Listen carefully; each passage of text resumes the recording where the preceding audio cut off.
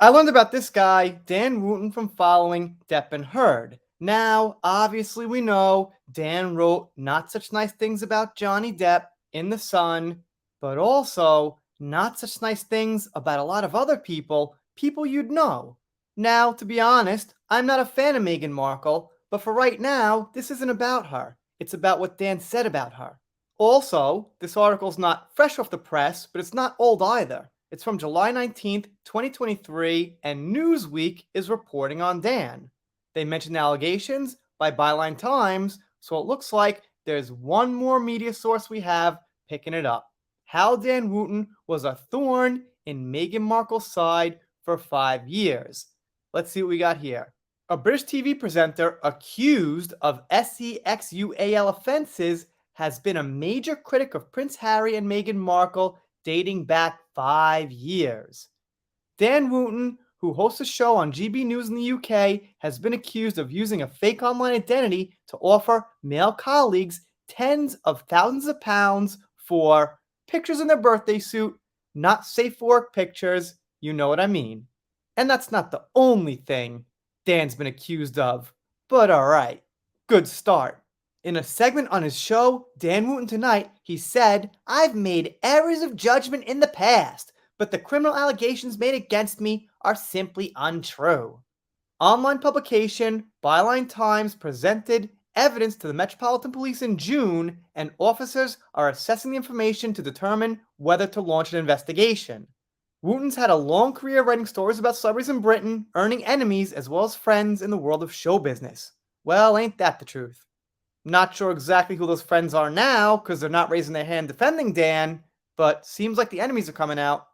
Wootton is, however, perhaps best known to Americans for his reporting and commentary on the royal family and his outspoken views on Harry and Meghan. I gotta call false.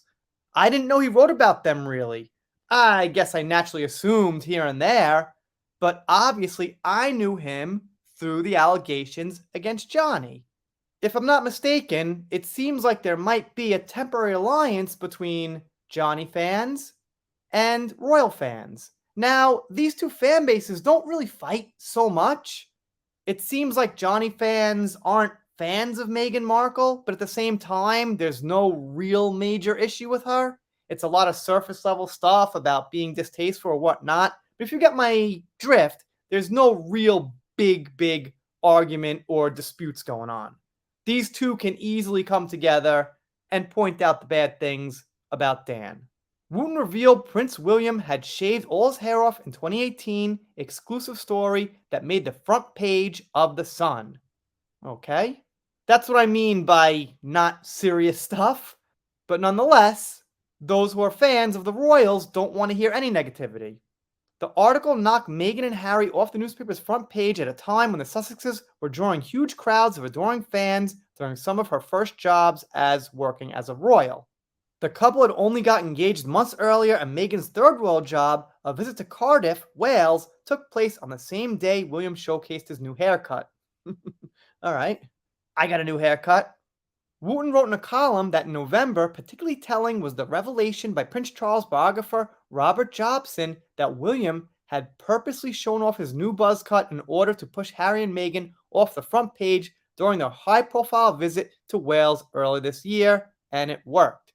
Wootton broke a story in The Sun suggesting Harry had a tense exchange of words with Queen Elizabeth II over Meghan's wedding day tiara. So it seems like Dan was more of a nuisance to Meghan Markle, just wouldn't leave her alone. I mean, 5 years is a long time. If it's like articles like this for 5 years, trying to steal the spotlight, reporting little things about her, negativity, irritations, if it was a few times, I'd think nothing of it. But over that time period, alright, I see the gripe.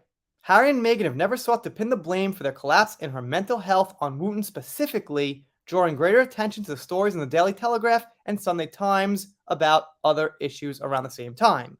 Wootton also suggested in November 2018 that there were some serious tensions between Kate Middleton and Meghan, which is never nice to see in the news. The headline read, "Royal strife, Meghan Markle and Kate Middleton locked in a bitter fallout as Hollywood's Scarlet takes on royal court. Dan Wootton tells it straight."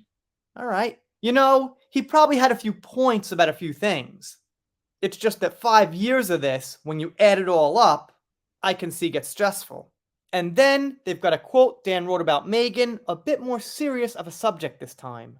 Family comes before anything else for me, Wootton wrote. So, like many others, I find it unimaginable that Meghan Markle drove the length of the country for a tacky photo opportunity at the site of the Uvlad school shooting. Apologies if I'm getting that name wrong. Possibly with Netflix reality show cameras in tow, but not drive 3.5 hours down the road to see her stricken dad in a hospital who is recovering from a life-threatening stroke that has cruelly stolen his speech. Now, I gotta say, I don't disagree with Dan on this. He's absolutely right. I can't say honestly, I think Meghan was being genuine with that photo shoot, and she probably could have seen her dad. But still, hearing these opinions from someone who's been dragging you for how many years up until this point, because I think this happened like a year ago, is not so nice. It seems like he just can't give it up. But I'm no fan of Meghan Markle. I've called her out myself plenty of times. What I'm pointing out is it seems like Meghan's fan base and Harry's fan base might have something to say on Dan that we're not realizing. And they end with this. Samantha Markle previously went on Wootton's show after Meghan and Harry were satirized by South Park. I don't say that word a lot, meaning they were made a satire of. Okay. It doesn't feel like this article is making one solid point, but they're bringing attention to the fact that Dan's been writing not such nice things about Meghan for 5 years. I'm going to check into this a little bit, maybe ask some of the Meghan community what they think of Dan. Maybe they've got something to say. Should be interesting. For now, let me know what you think down in the comments. Doing shoutouts, special thanks, things like that. If you're not subscribed here, consider it. If you don't, I'll be sad, but I'll get over it. See you next time.